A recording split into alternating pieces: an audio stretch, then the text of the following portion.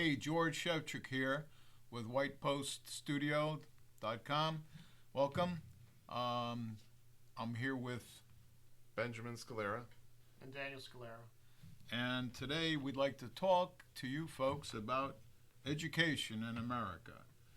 Um, One of the things that I was told by my middle boy, Constantine, is that he was very disappointed in history, for example, that it focused too much on things like dates, and it really didn't get into the stories and the intrigues of all the things that happened between the different personalities in history that would have probably given him and all the other students of history a much richer understanding of what actually transpired in the past. What do you guys think about that? Yeah, it's important to focus on the general theme of what's actually happening and why it's happening and not focus too much on exactly the dates because some people have a hard time remembering those kind of things. Even names are much easier to remember than dates. Yeah, I just finished reading a book called The Light and the Glory, and it's about the history of the United States.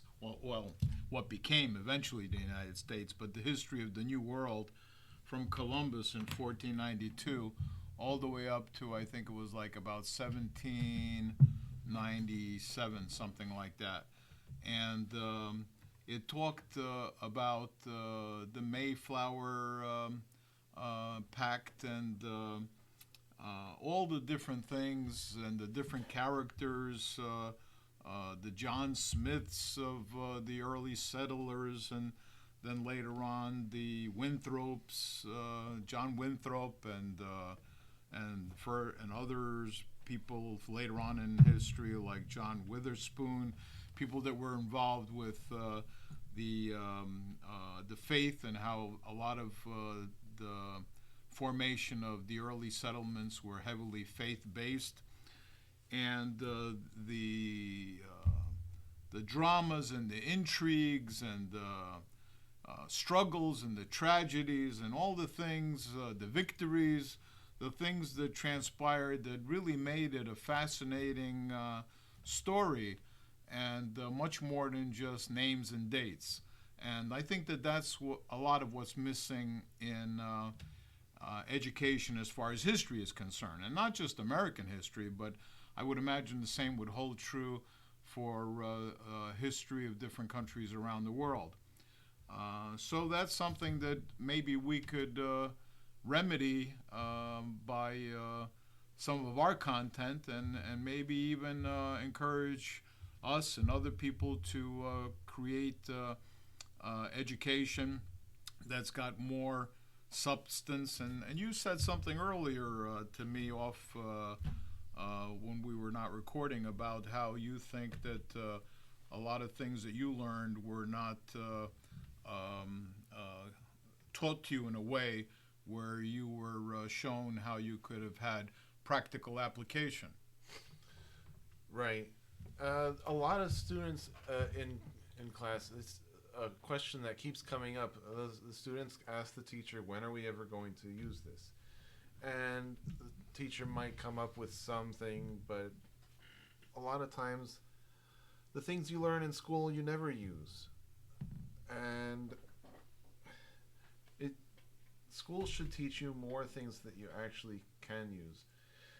A lot After a few years, people forget things that they're not using. That's the way the brain works. And just and because of that, the schools end up reteaching some of the same things over and over again. They're teaching things that you're not using just so that you can pass the test in class. Yeah, that's true. There's seems like as if everything is pass or fail, and it's not so much a detailed analysis of just being able to spit back and on paper what you were able to absorb and memorize. I've noticed that in a lot of other professions.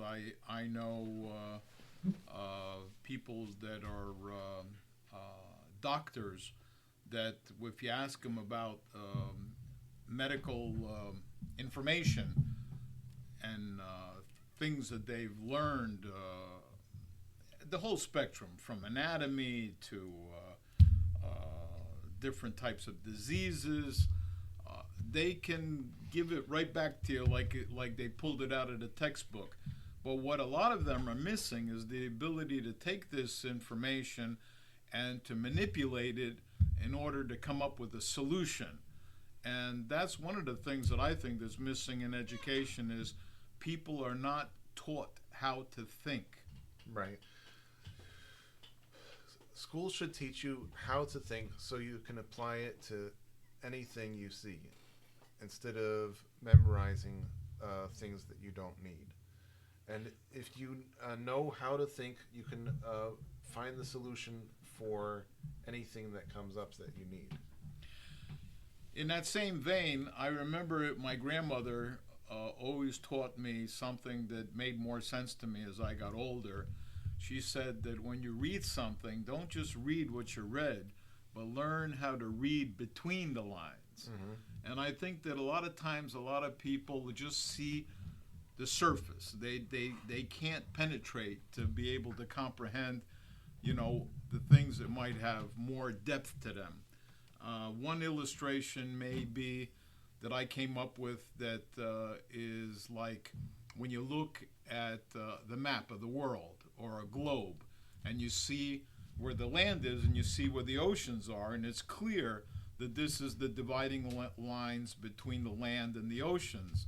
But what you don't see are the lines that are even more important than those lines, and those are the lines that determine the tectonic plates and how they relate to one another.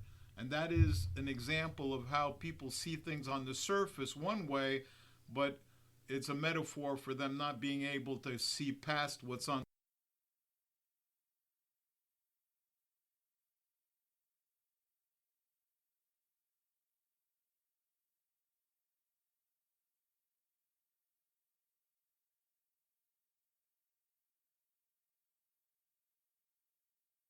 Not to build or not to move to, because you don't want to be in a place where there's going to be a lot of earthquakes.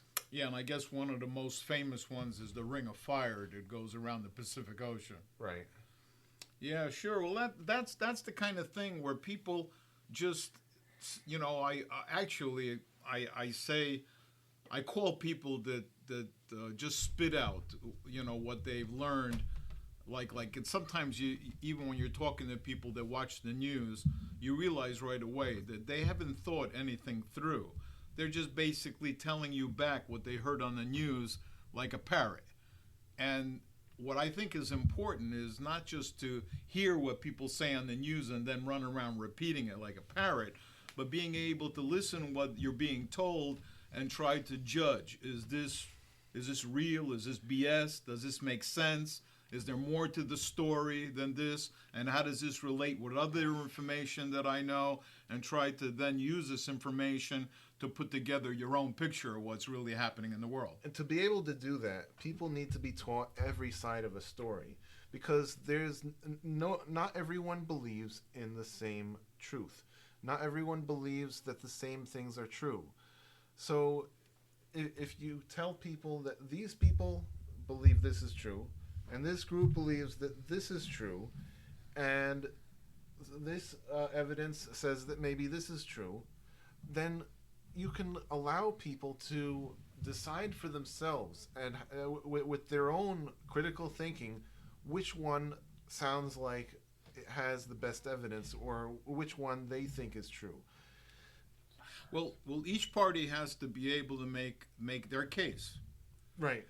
So the problem is, one of the biggest problems with education now is we have a few people in charge of what everyone's going to learn, and sometimes what they decide is true maybe not everyone agrees with, and then a whole bunch of people go to school board meetings and say, "Oh well, why are you teaching this to our students?" And they get very angry, and then the security comes and takes them away, or who knows what. But that's been in the news a lot recently. How some parents were taken away by the police out of the school board meeting. That shouldn't have to be that way.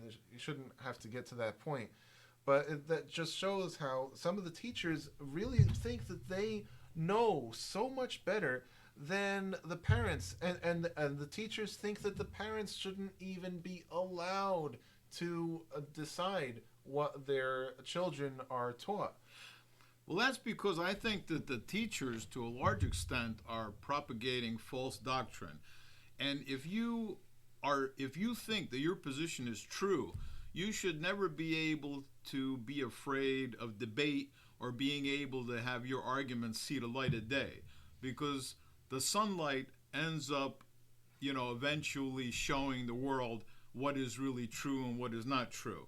So a lot of times when you feel that people are censoring or they want to stymie any controversy that goes against whatever their opinions and philosophies are, it's because they know that if their position cannot stand the test of debate. Mm-hmm.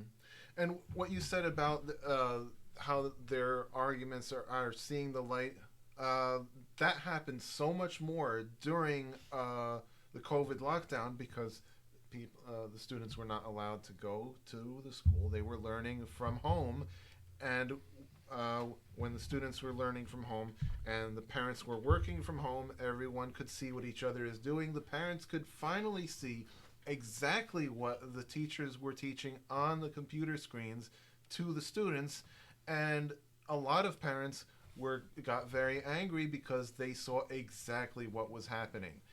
There was no hiding it anymore. There was no way to hide it because the parents saw exactly what the students saw. See, there were unforeseen consequences of the lockdowns and all the other different actions that the authorities took that they did not foresee, and it ended up biting them in the butt. Right. Some of the authorities thought that a lockdown could be good for some of their goals, but it actually ended up having negative effects on other goals that they had, and they went too far, and they were too brazen and allowing their things to be seen in the light, and now there's a lot more pushback against what they're doing than they expected. Yeah, it's funny how things always work out that way in life, where people try to pull a fast one, and it ends up the old "what goes around comes around" kind of thing happens. But yeah, it's truth is not afraid of debate, and censorship is definitely has to go the way of the dinosaur. Obviously, I'm not a big advocate of perversion or pedophilia or pornography. Those are the type of things that there should be controls over, especially when there's exposure to the youth.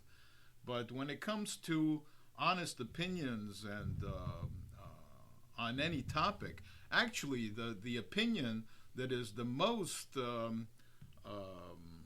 repugnant to the authorities is probably the opinion that most needs to be spoken.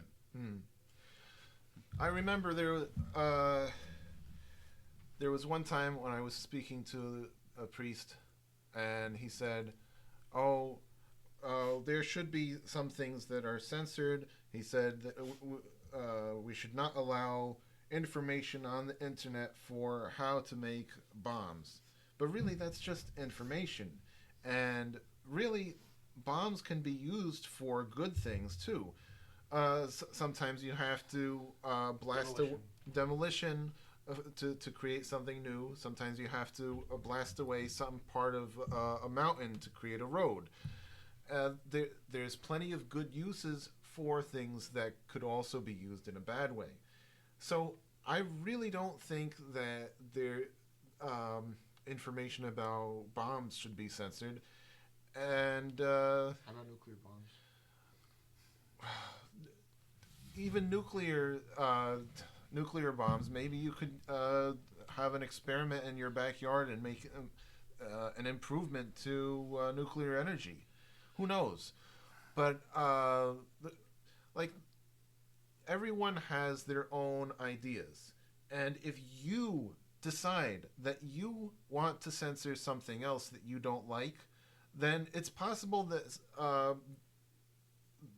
whoever's in charge of the censoring will start coming after you eventually, would start censoring your own ideas.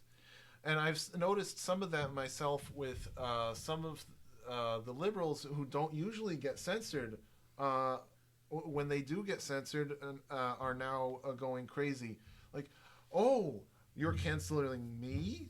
How could you cancel me? It's as if only other people are allowed to get censored, not them, because they have been in control of the censoring so long they didn't even expect it. You know that part of the problem is that in the whole philosophy of the nanny state, they basically treat the citizens like as if they're children.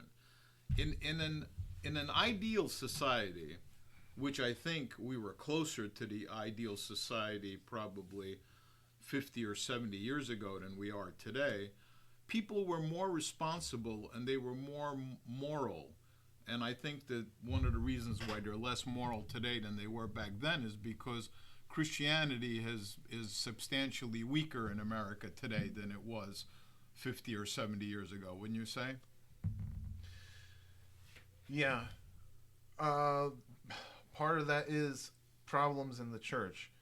In some ways, the church is not attracting people to come to church the way they used to. Well, there's a lot of things going on here. First of all, to the extent that the church is to blame, I think that one of the problems that I think is a problem is the whole idea of what they call the 501c3.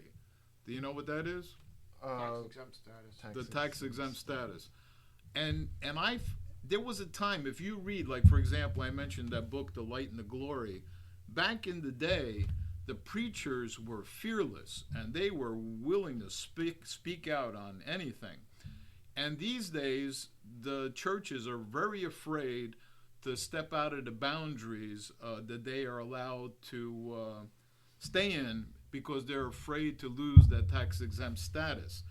And I personally think that there should be no registration of any churches with any 501c3 or anything like that, and any pastor or preacher or priest should be able to speak on any political topic that they want to speak on, and as it relates to morality and their religion. Because when people start talking about the separation of church and state, they're making a big mistake. Historically, the separation was to keep the government from influencing its power over the church, but never to stop the church from being able to exert its influence to the public and over the society. Right. I actually heard George Washington say that to me when I went to Colonial Williamsburg in Virginia. There was someone dressed as George Washington who studied a lot of George Washington so he could act as the character.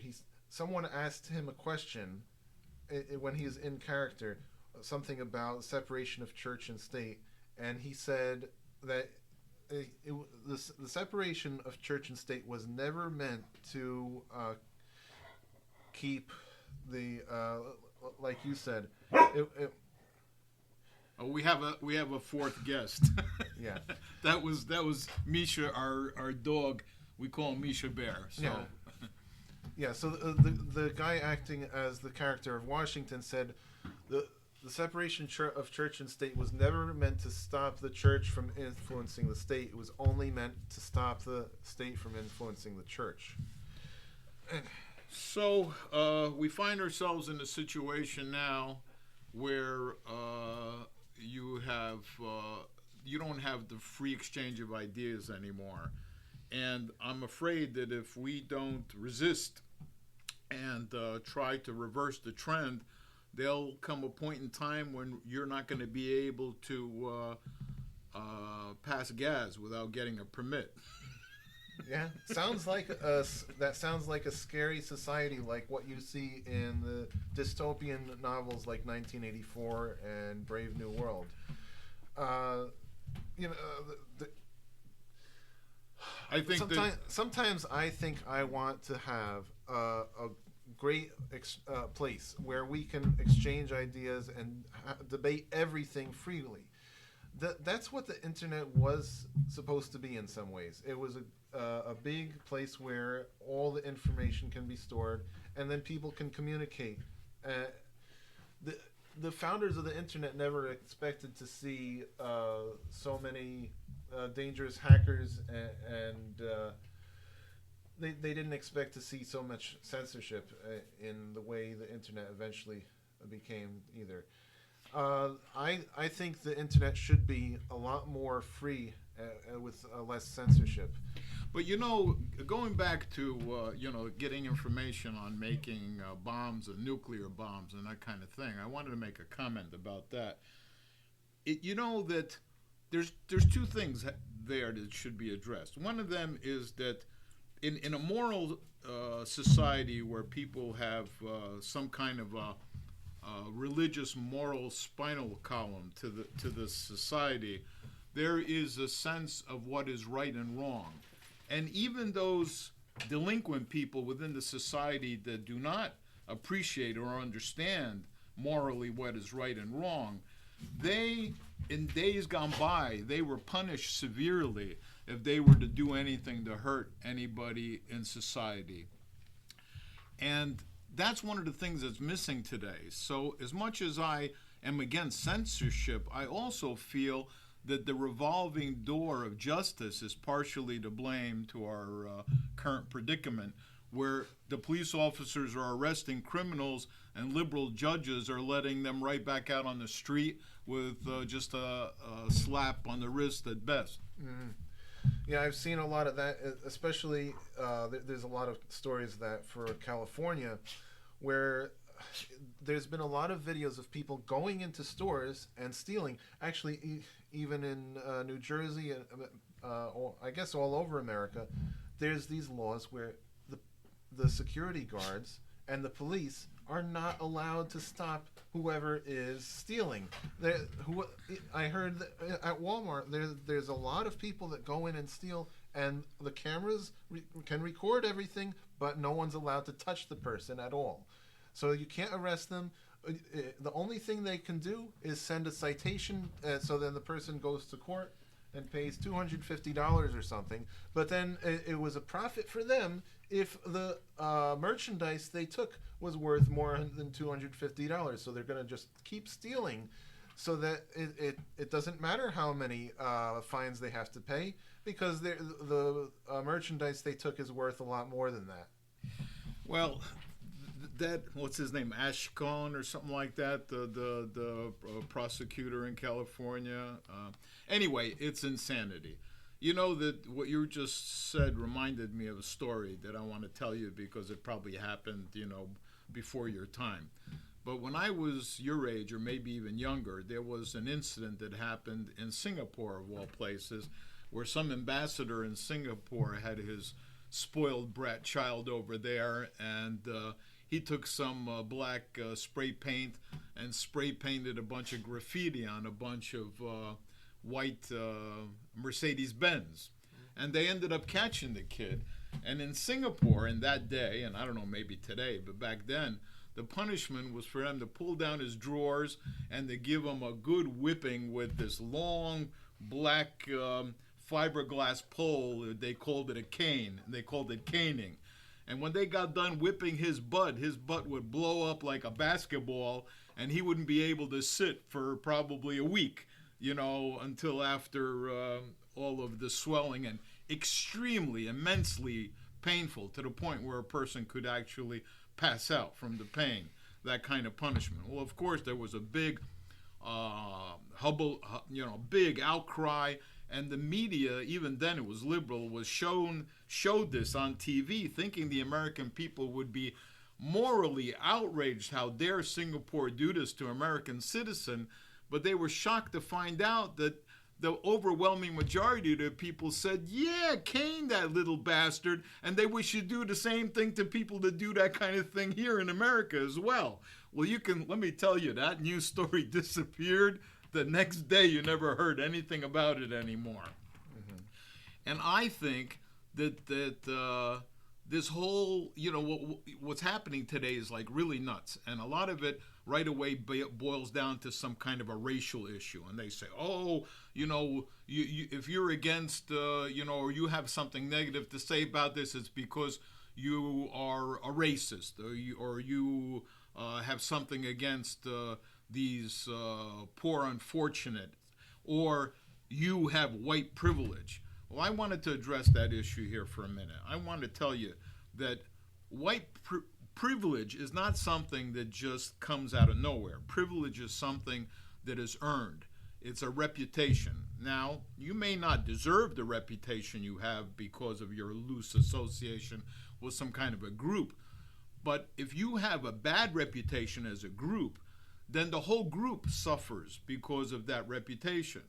And I think that people have to take responsibility, not for themselves as individuals, but also for the groups that they represent. And one of the things that would help very much is if somebody belongs to a certain group, whether it's ethnic or racial or religious or whatever it is, that they make sure that the members of their own group are living up to high standards. There was a time, I'm sorry to talk so much, but I just want to make one last comment about when I was 20 years old. I traveled to Russia and I visited a city. Part of the tour that I went on was in a place called Sochi, which was also on the Black Sea. And when I was on a bus in Sochi, there was a drunk that got on the bus, and he was making a spectacle out of himself. And I could understand what was going on because I can speak Russian. And the other people that were on the bus, I mean, they really got on this drunk's case. And they didn't think that I knew what they were saying, but what they were saying to him was, how dare you embarrass us with your behavior? And they really, pushed him around, and they were very tough on him. And I think that kind of a thing is kind of a good thing, because you're not just concerned about your own behavior, but you're concerned about the behavior of anybody that you think can be associated to you as well. There's a few reasons we don't have that in America as much, because America is more individualistic, where people decide that they can do something on their own without any help. They think they can go to school and become successful without any help. It's kind of the attitude a lot of people have. And not only that, in America there's a lot of different kinds of cultures that are mixed. If there was the same kind of people, well then those people who are very similar would support each other and help each other or criticize each other if there was someone doing something wrong. But Russia is also very multi-ethnic, isn't it? Well, not like America. I mean, you might have some Muslims here and there, but I think that, I mean, it's not like Japan, but Russia is more monolithic, and it's oh, by the way, that's when I type into social media the word monoculture, it acts like as if the word doesn't exist. And that's kind of funny to me, because multiculturalism is a very popular term, But if you say monoculturalism, that's a very politically unpopular term. And I think that Russia and places like Japan, they more or less have a monocultural kind of a society. And Yeah, so I've heard about Russia that it's very multi-ethnic, but lots of most of the ethnicities identify themselves as Russian, even though they've got other heritages. but they tend to live in their own regions. Right. And of course, Russia is much less than the Soviet Union was. Mhm. You know, the Soviet Union was a very multi ethnic grouping or whatever. All the way down to Georgia and to the borders of Afghanistan and everything. Right, when it covered a lot more area. Right, right. But yeah, I think it's like, you know how sometimes the liberals say diversity is our strength. But I think it's actually the opposite, because sometimes diversity can cause a lot of disagreements that are very hard to resolve, and they can cause conflict sometimes. You know that I'll tell you that it seems to me that people in positions of power secretly tend to be very clannish within their own groups, but they advocate diversity and multiculturalism for everybody else because those things are just euphemisms for divide and conquer. A lot of rich people say, "Oh, why don't you take in all these illegal immigrants to your homes and give them a place to stay?" But they would never do that themselves. And actually, I think there was one that maybe did that, and then they found out what it's like, and they tried to get the out of that situation, to get rid of the person from their property. There was a time in America that when there were blue laws, you must have heard of blue laws. Bergen County still has blue laws.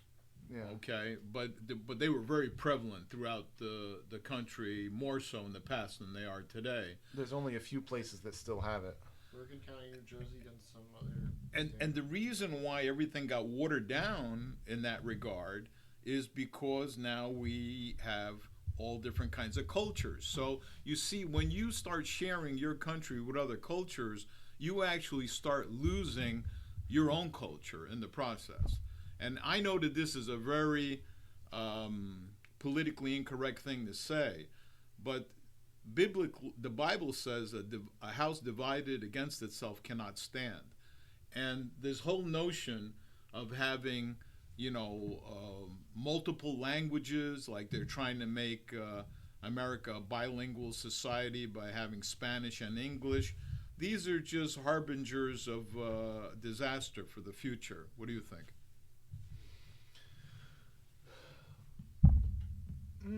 I don't know if it's really necessary to have a national established language. Other places like the Philippines or India, they went with the language of their conquerors because they couldn't come up with a language for themselves, because then it would be them imposing their own language onto the minorities, because just because there were a lot of cultures in India, a lot of cultures in the Philippines, and the minority cultures refused to give in to the majority culture, so they just split the difference and went with their completely foreign language. Do you know that the Philippines has many, many dialects? Mm-hmm. Yes. And I think one of the reasons why they adopted their invaders' language is because they were weak from the standpoint that they were so divided, because each one of those little groups with their little dialects were separated over time, and they were not unified as a nation. Right, and the same thing with the people in India. They were very divided because partly because of the geography. There is a lot of different groups that are in India. I'm pretty sure they were never united as one country until the British came there.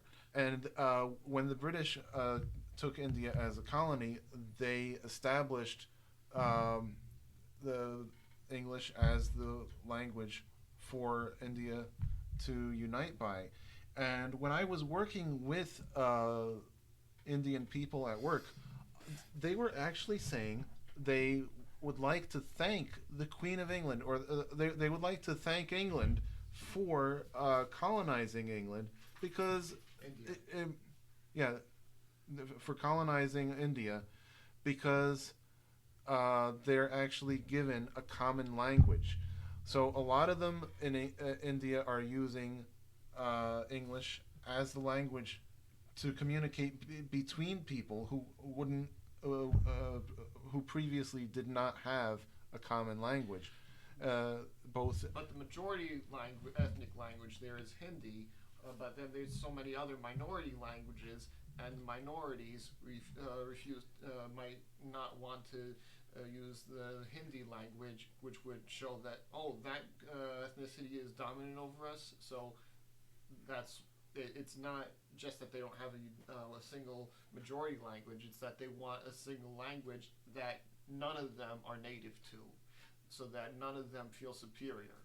But I'm pretty sure Hindi was not as common throughout India before England got there. Hindi became more common because it needed to spread so that the people from far away could communicate with each other. I know this that India is, in the past it was a highly caste-oriented society with the different castes, and that seems to be something that is lessening in intensity. There seems to be more and more mixture, intermarriages between different castes. So there is a homogenization that's taking place. To what extent, I'm not sure, but there is a certain homogenization happening in India, which personally I think is to India's benefit. Right, but a lot of that is because of outside influence. I'm pretty sure the caste system mostly was just able to appear in the first place because India was so isolated from the outside world for so long. Since they were not really communicating with other countries for hundreds or thousands of years, they have Alexander the Great conquered all the way up into the Indian subcontinent. Right, but most of the time, India didn't really communicate with outside countries. Am I right? That's what the Silk Road was. Okay. Well, yeah, the Silk Road must have gone through India. I'm not sure exactly the exact path of the Silk Road, but interestingly enough, it's from what I heard rumors that China's trying to reconstruct the Silk Road in modern times. Have you heard anything about that? Do you mean the Belt and Road Initiative? Yeah, I guess that's it. Yeah. Yeah, China's Belt and Road project is to get. They construct bridges for other countries, and those countries are unable to pay for the construction, so it puts them into debt. Then they have to keep paying China for many years. It's about connecting China to Europe through. They originally wanted to do it through Kazakhstan, but recent events in Kazakhstan made it questionable if they can maintain that route through Kazakhstan, the land route. I must confess that the thought has crossed my mind, being a student of the Bible, that whether it's just ironic that China's building this road, reconstructing this road across Asia again, and then you have those prophecies and revelations of the 200 million man army that's going to at some future date descend upon the Middle East. So who knows if there's a connection there or not. But China does seem to be one of the only countries in the world that could theoretically put together an army of that size. But yeah, anyway, getting back to education, I think that education is of a higher quality. I'm sure you guys agree that everybody in this country would benefit if people had freedom to choose where they want to send their kids to school. Hmm. And maybe if they had a choice, they might choose something more like the way they do schooling in other countries. I heard a story recently that there was two twins from South Korea who were separated, and one of them ended up getting adopted by someone in America, and the one who grew up in America had a lower IQ and was fatter than the one who grew up in South Korea. Mm. It could have something to do with the way we live or the way we do schooling in America. Yeah, I do know that consuming too much sugar has a detrimental effect on a person's, thinking ability. But yeah, it's the education competition is the key.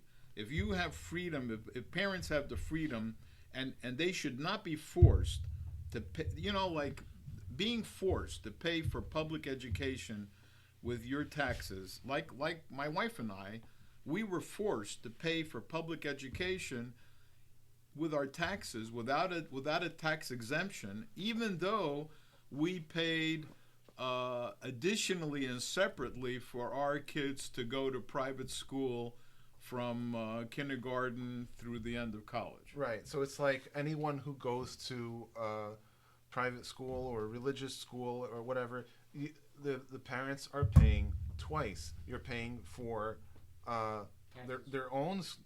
They're paying the taxes for whoever's going to the school, the public school, and they're paying for their own children going to a private school.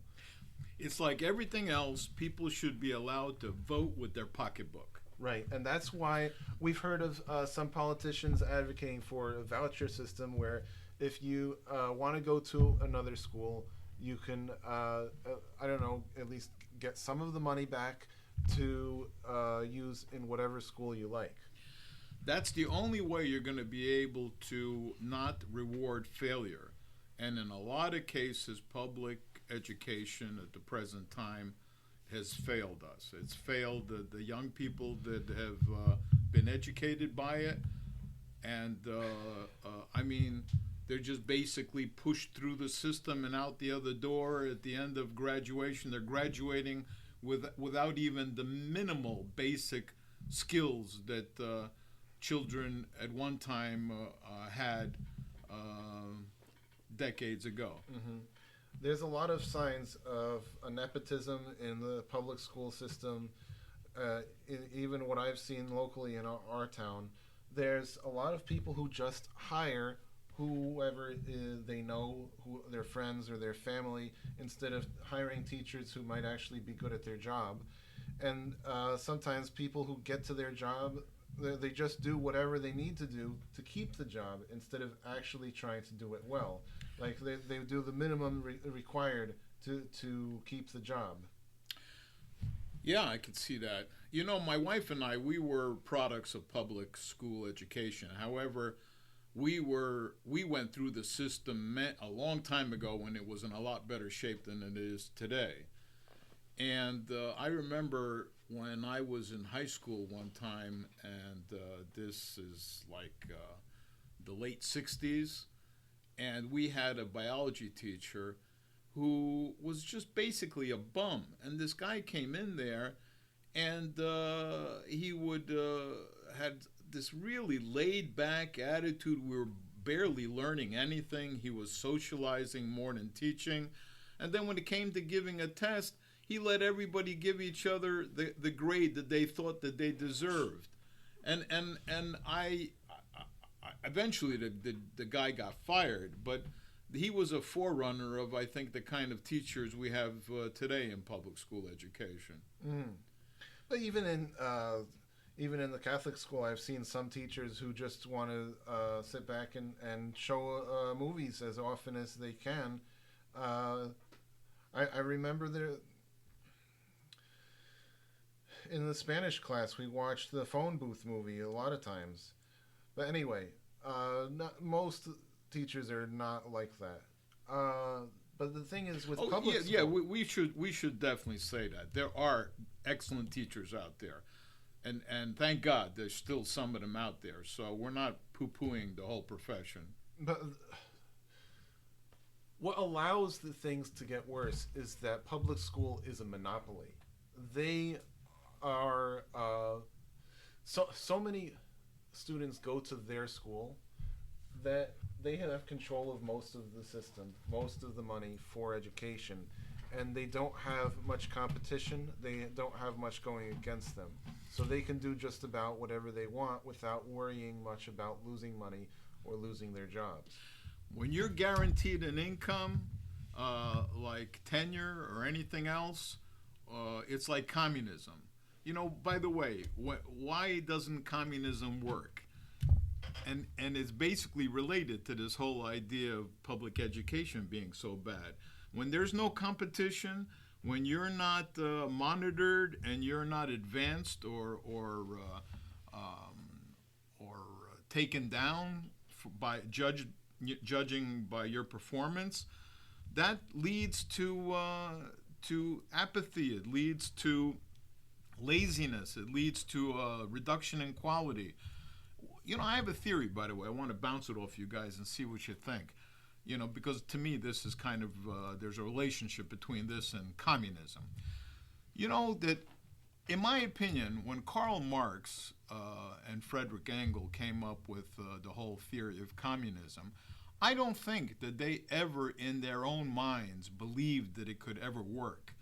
Because these were economists, and these were very intelligent people. And I think that they should have been able to see that if you're going to pay everybody the same amount of money, human nature being the way it is, the new game in town is how little can I do and still get paid. Mm-hmm. So that's basically why communism always fails. I mean, it's always some kind of a charade. It never really actually works. And I think the real reason why communism was invented is not for the sake of more justice and humanity, but it was just a mechanism by which to wrestle power away from the monarchy back in that day. Because there were monarchies all over the place, you know. Yeah, I would also put that taking power away from monarchies, the idea of the spread of democracy, because when you have a democracy, you're in essence corporatizing responsibility, because then there's no single person at the top that's responsible for anything that goes wrong, because then it's not my fault, it's the opposition's fault that didn't get passed. It's not my fault. It's that other guy's fault. I'm not in power. There's people opposing me, and it becomes more convoluted. Yes, and in that line, if there was debts in a nation, then it was just the king that had the debt, and who knows what would happen to that debt when the next king came along. But as long as the nation is corporatized as a democratic entity, then it's the nation itself, not the king. There's no personal debts. It's the nation's debt. By the way, how do you feel about corporations being vehicles by which we have lost control of our country? I mean, on the one hand, I understand the benefit that corporations provide. But on the other hand, they've gotten to be so big and they've become international and multicultural. And I think that they've, because they worship the bottom line, the dollar, that they have lost contact with any kind of national interest for the countries in which they operate. Yeah, in some ways, a lot of corporations have become more powerful than entire countries, and sometimes companies aren't able to tell the country what to do. I've heard a lot of people saying Washington D.C. is controlled by the lobbyists, who pay off the congressman. And the amount of money that the Congress people have is,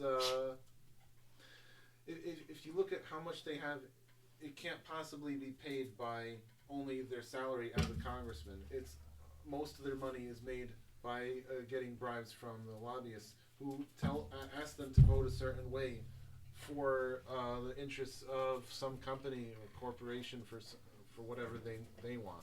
That's why in America today we've got the best government that money can buy. I think that, you know, the only counterbalance that I can think of against these kind of corporations are actually the churches of our country. The churches, and now the synagogues, the mosques, you know, whatever have you, the temples, whatever religion you have, these religions should be the new centers of corporate Christian power to try to balance the power of these corporations that have no moral basis, but only answer to the bottom line as far as the dollar is concerned. Right. Well, if more people were going to church, then they could recognize and the evil that's going on around them, and ask for there to be more consequences, maybe, or if the people in the company are in the church and recognize what the evil is, then maybe they would feel more guilty. The part of the problem is when someone does something wrong for so long that they stop feeling guilty, and they're desensitized. Yeah, if something's happening all around you, and all the other corporations are doing it, even the little companies are doing it, why should you feel guilty? And so certain laws actually are get ignored because people don't care about what's right and wrong anymore sometimes, and it looks like a lawless society when the laws get ignored and they're not enforced. Yeah. These being desensitized, people being desensitized is a problem. But in addition to that, there is a lack of fear of breaking the law because the system is so lenient on criminals.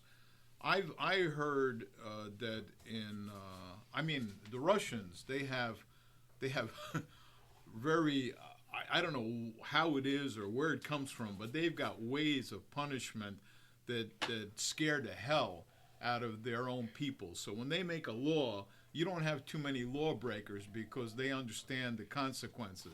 And one of the punishments they have is they put you in a room that is only basically like 1.5 to 2 feet by 2 feet, and you're forced to stand. And they make you stand in that room for days, to the point where you can no longer stand and you're bending and twisting, your knees are hurting, and you can just imagine the agony of being in that position for days. And when people can imagine the kind of suffering that they could put you through as punishment for what you did, you know, I'm not a masochist, and I don't enjoy hurting people, but there has to be fear of breaking the law. If you have no fear of breaking the law, if you think you're going to do something heinous and then you're going to go to jail, write a book, and then become a millionaire, that's not going to fly. There's got to be, don't you agree that people have to be afraid of breaking the law, and they have to have respect for the law? Mm-hmm. Part of that goes back to the idea of the society shouldn't be too diverse, because if everyone sees each other as another of their own kind, like you look out for your own people. Well, you don't want your someone from your own family or your own kind to go to jail. You don't want them to go down the wrong path and do the wrong things.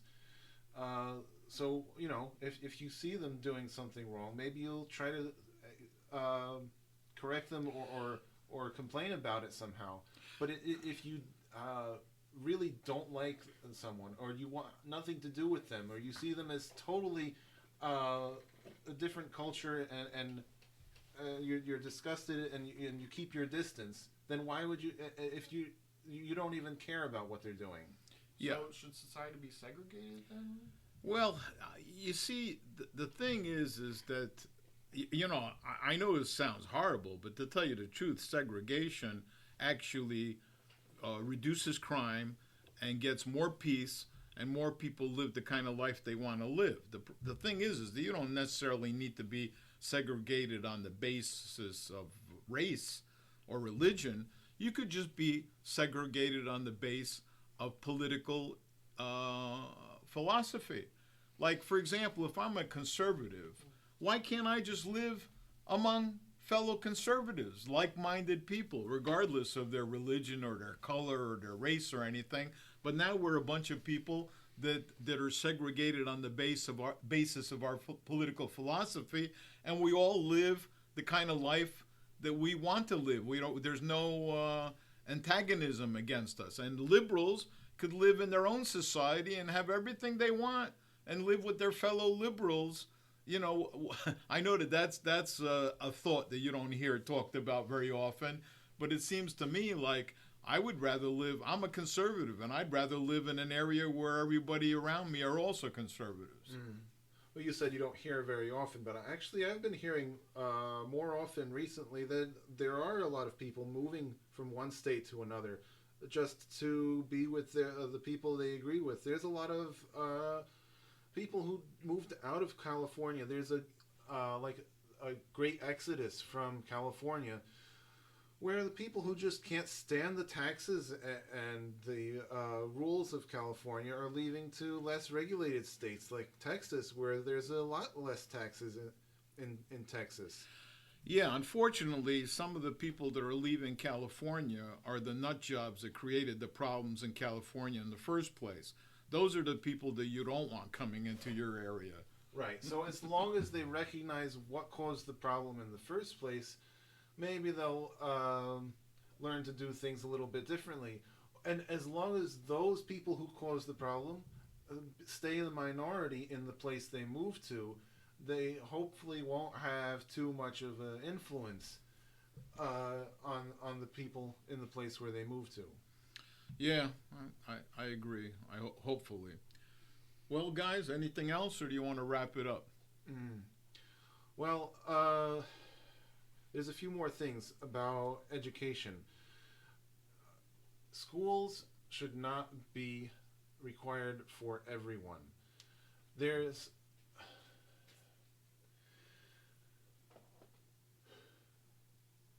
While you're thinking, may I say something? Go ahead.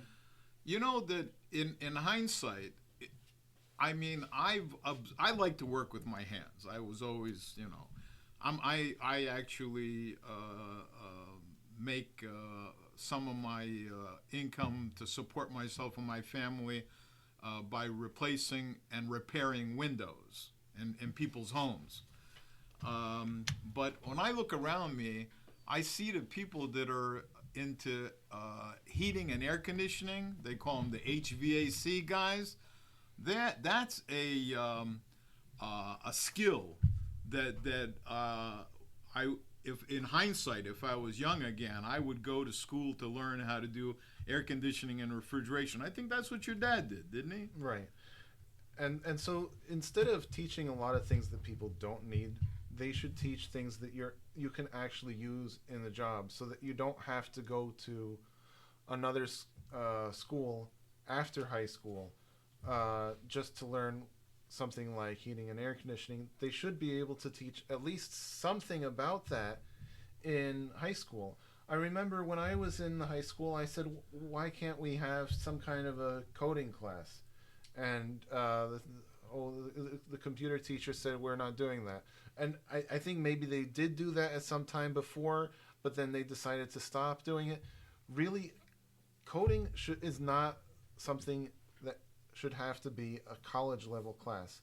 They should teach that in high school, maybe grammar school. Would you call it coding? Yes. computer coding. Yeah, right. You know, right. programming, just writing the programs Sure. and the code for the computer. It's not so hard to do. It's just you write a line. This is the command, and this is the next command. If you just know how to write the commands, you can make the computer do really amazing things. And when you see the results of just a little bit of effort in coding a program, that seeing the results can make you want to learn so much more. Yeah, there's, that a child's mind can absorb knowledge and information like a sponge. And it's just a crime that you have so many children that are just wasting away learning just gobbledygook, and then and at home they're watching that moron entertainment, that is probably causing more brain damage than education. Right, and for so many years, American children are not expected to go to work. They're not expected to do anything really more than school. For many years, I thought that there was too many years of school that are expected, and how much of it is really useful anyway? How much of it really is did any good for me, for the job I have, or whatever I'm doing now? Was it really a good idea, and how worth it was it? Well, you do agree that a person should have a well-rounded education, right? I mean, it doesn't hurt in order to be cultured. It's not a bad idea for a person, but I do agree with you that there should be some specialization, but an overall, like an umbrella, So then, what you're talking about is more like an indoctrination into the culture than actual education. Well, both. I mean, obviously, I think we're indoctrinated to the culture that we're born and live in and grow up in automatically, aren't we? I suppose. But as far as schooling goes, there should be a little bit of, like a broad, you don't have to go into depth, like a liberal arts broad. The only problem is that liberal teachers have taken license with the whole liberal arts education to just put in a bunch of garbage in there that is more political opinion than it is any kind of education. But if you were to have an honest, objective, broad liberal arts education, it would make for a well-rounded individual, and then you could focus on things that you're specifically interested in as your profession. Right. It's good to. I agree that there's a lot of interesting things that are good to know, and it's good to have a lot of people know a broad variety of things. But a lot of times what happens in class is, the class is making too much noise, the teacher can't teach, and she waits there for everyone to be quiet. Or think about what happens in history class, where a lot of times the history book is written with early history in the beginning of the book, and things closer to the present time and later in the book, near the end. So every time we have history class, we start at the beginning of the book, and we learn the beginning of time, and then if we don't get very further than the middle of the book or whatever, we don't get anywhere near the last 100 years of time, and we don't learn anything about recent history. I think schools should learn. I think schools should teach a lot more about recent history, and I was really interested in learning more about that, but I had to go to the History Channel on TV or the library or whatever to learn more about things that happened recently, because we didn't usually learn much about that in class. The problem is trying to get objective analysis about recent history, because it seems like as if you've heard of revisionism, haven't you? Historical revisionism. And besides, history is written by the victors. And that's another thing. Everything seems to be tainted with certain biases, right? And that's why it's good to know both sides of an argument, because if you hear both sides in an honest debate, then people could make up their minds for themselves, and which is, in essence, where the thinking comes in. Right. And that's exactly what I was saying near the beginning of the recording, where I said we should teach people every kind of point of view that exists out there. Even if you have to say, well, okay, some people think that the earth is flat. And show them the evidence that people believe there is for the earth being flat. In schools, you should teach that. And then show the evidence for the earth being round. And if it looks like, well, yeah, there's a lot more evidence for the earth being round, then everyone can laugh at the evidence for the earth being flat, and they can forget about that because That just sounds like a waste of time and money then. I got to tell you something, that to my astonishment and amazement, I have come across a few people, and one of them, a close friend, that actually has bought into this flat earth, mentality and teaching. And also, not only that, but they also believe that once you accept, this whole idea that the earth is flat, the next thing is they teach you is that this whole notion that Galileo came up with of everything orbiting around the sun is false, that in reality it's going back to that ancient opinion that the whole universe revolves around the earth. And I'm going, are you serious? Do you really believe that? Do you believe that this massive sun is circling around this little tiny earth? Doesn't it make more sense to you that something that's got much less mass would orbit around something that has much more mass? And all of a sudden something dawned on me, something that never occurred to me before, that this stuff is being promulgated or promoted by people with nefarious purposes in mind. You see, once somebody starts discovering conspiracies, and conspiracies do exist in real life. I mean, you can go overboard and become a conspiracy nut, but to think that there are no such thing as conspiracies, that's also wrong-headed, because conspiracy is the basic nature of man. If you ever get three competitors against each other, there's a very good likelihood that two of them will get together to try to knock out the third. And once you realize that, and you start theorizing all the different mysterious and unexplained things that are happening in history and in our lives that are not explained by the BS that they're telling us on mainstream media, then you start to become a thinker. But once you go down that road of exploring the possibility of conspiracies, the problem is some people go too far and they go into la la land. And what happens is that this is encouraged by the dark side. And the reason why they encourage it is because once you start, promoting and believing things like flat earth, and that the everything revolves around the earth instead of the way we understand the universe to actually function, that person that is making good arguments about conspiracies that might actually have relevance to them, they lose all credibility.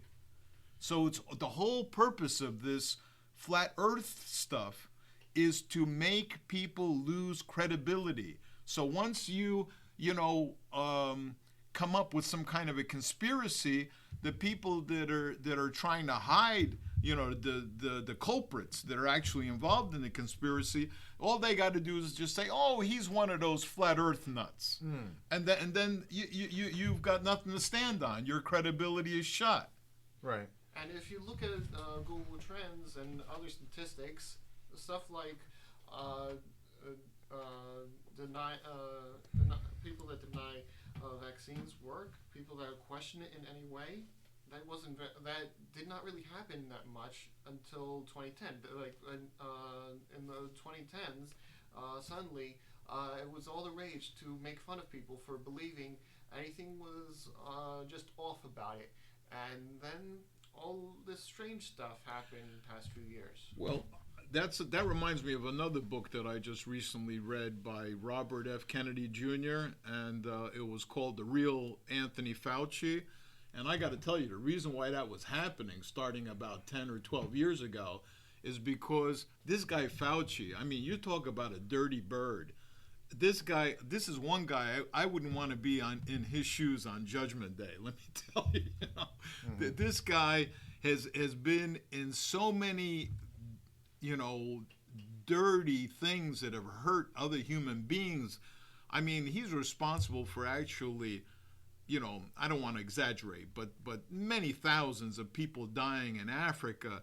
I mean, even you must have heard the stories about him, spending $400,000 on programs that caused dogs that actually died from insect bites, and he was, and there was no purpose to this, just to see how long it would take for the dog to die from being eaten up alive by insects. I heard about that. I mean, can you imagine? So obviously, if you've got dark people like that running around and somebody starts getting wise to them, the first thing they're going to start screaming is conspiracy nuts, right?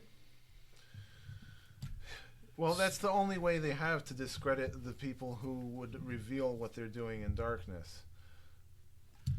So that's why, first of all, nobody should be afraid of being called a conspiracy nut. But on the other hand, we should know our limits and not go too far and start accepting crazy ideas, in my opinion, like flat earth and other things like that. Because when you look at the logical arguments on both sides, like you said earlier, the evidence to support, that the earth is a globe is overwhelmingly greater and superior in every way and shape. Right, and my main point in saying about the flat Earth idea is it's better for ideas to be laughed out of the room than for the idea to be censored. Everyone should be able to see the idea and make their own judgment, and then whatever consequence, if they believe it or not, instead of censoring it, let people decide on their own. Amen to that. Amen to that. That's exactly the way I feel. Well, I think that this is a good program, and folks, tune in to a future broadcast of whitepoststudio.com, and till then, adios. Goodbye.